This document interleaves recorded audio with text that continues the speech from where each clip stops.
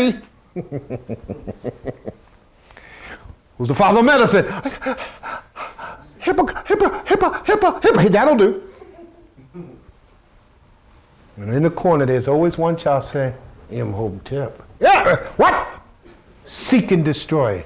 What child said Imhotep? Who's his father? Who's his mother? What he's been learning? Where did he come from? Where does he live? Give him an inoculation. Give him Ritalin. Give him Prozac. He's fidgeting. All I have to do is sign this paper, say, black boy fidgeting. Put him on Prozac. Put him on Ritalin. Make a junkie out of him. Junkie, cold junkie. Make a junkie. Stop the truth from flowing. Stop it from flowing. That's my job. I'm an educator. I'm with the American Nigger Factory. Most of the people teaching in the American Nigger Factory are black. Most of them came through them terrible, horrendous schools called the Negro College Fund schools. The Negro established schools where they learn anything but about African people, anything about our people, where they learn to be white people. The next indigenous bourgeoisie to control the grassroots people who couldn't make it through the school system to even be programmed. So what do we need to do? We need to stop black people. How do we stop black people? We need to get into their sexuality. That's the very fiber of your being. That's where production happens. You know, we understand if somebody get into your sexuality and pretend they child rear, and this would be like Bill Clinton. Bill Clinton suckling on a black breast thinks he's a black man. But everything he does is against black people. Whether it's set-asides, whether it's the welfare state. But black people love him. They love any white person who even pretend they like them. Sexuality. What is sexuality? It's so private and so personal and so diverse it is yours. I'm not here to tell what people should be doing and shouldn't be doing. I'm not here as the moral police. I'm here to say that they're controlling our sexuality for political purposes. Africa's daughter. Africa's daughter. In the beginning was the black woman. In the beginning was the black woman. How dare we let them move on the black woman? We're disappointed in the black woman. We say she's not what she used to be, but we're not what we used to be. We do not protect her. We do not help her. We abandon her. And she unconsciously begins to move toward white people. As young black men begin to wear natural hair, cornrow hair, dreadlock hair, the young black girl's hair turns colors. It's now blonde, orange. It's now got a ponytail, making them look like horses' behinds. Our children now, not nobody else.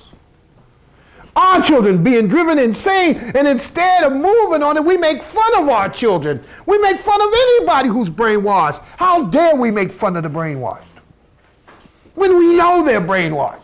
That's true. In the beginning was the black woman. In dank rooms, dark parked cars, city alleyways, open fields under trees, on high tower rooftops, in prisons, school stairwells, tap rooms, office closets, elevators, barns, public places, and on the down low. Everywhere men and women go, sexual activity takes place as that powerful urge is governed by our cultural, political, philosophical, and yes, ideological worldview. If our ideological worldview is not that of an African, then we won't behave as African. We won't behave as African people. We won't move that way. It won't happen, Madasi. My notes, and as I was saying, mess with me. And I say to you, Africa's daughter is who she is. In the beginning was the black woman. Now we can't romanticize and fantasize that she is what she used to be. We can't romanticize that we are what we used to be. We must recognize the problem. African woman is undeceived. It started with color purple, and here they come, here they come. Here they come. Why? Why? It's because they understood after all the lynchings that you see, all the beheadings and castrations, all the cutting off foots, penises, noses, and the nipples, they found out that it was the black woman could keep the family going by herself.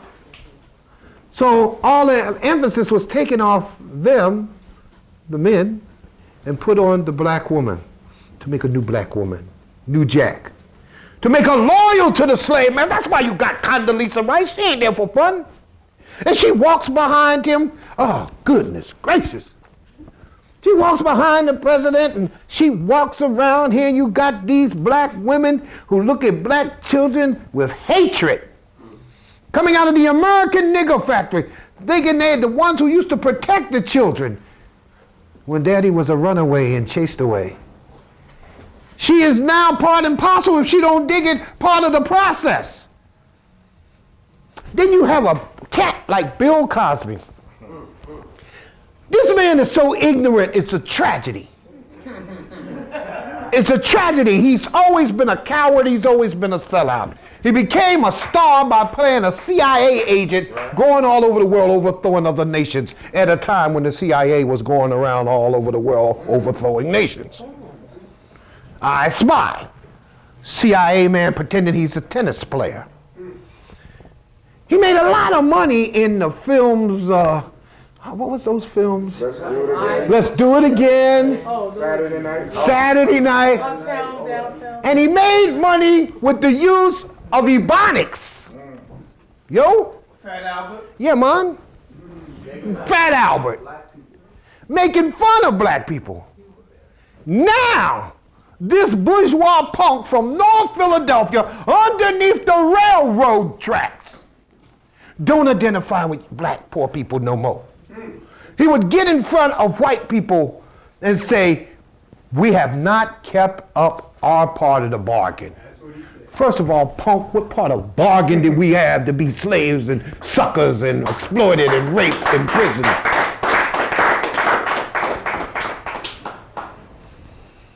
This man's a tragedy, I'm telling you. But he's made by the American nigger factory. He's given opportunity. He started talking about Ebonics. What they were saying, and I happened to be in Los Angeles when this story broke, in Oakland. And what they were saying is that educators need to understand that English was black people's second language, and even though they didn't know they first, they spoke Ebonically, just like anybody else would speak, with an accent. Just like Asian people can't say rice, they say lice. Right. They don't say that's Chicanics.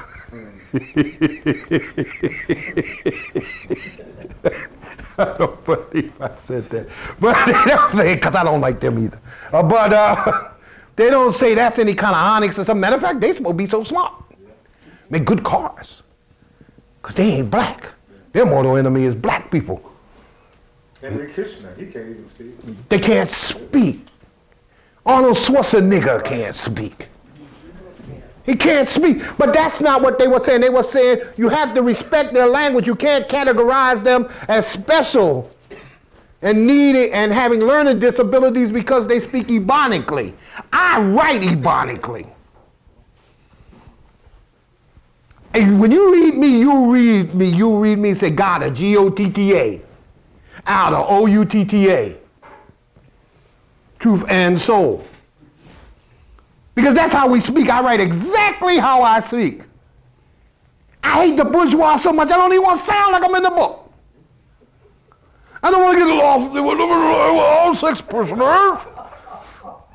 My body parts belong to somebody else, I say. And sometimes when we're feeling frisky, no, man, no. I don't identify with the indigenous bourgeoisie in any way, form, or fashion except to say they're enemies of the masses of the people in the revolution. So therefore, I don't want to sound like them. I don't want to look like them. I don't want to dress like them. I don't want to talk where them. I don't want to teach where they teach. I don't want to be where they be. Sellouts. The process wouldn't work without black sellouts. So what they were saying ebonically is understand that a child could be brilliant, but if they talk like they're from the hood, ain't nothing wrong with it because that's our language. That's the legitimate language. You ever see ESPN and you're watching the highlights and he said, oh, there he goes, he's doing it and he's doing it and he's doing it well. And there he goes and Larry disses Joe and using the exact ebonics that our children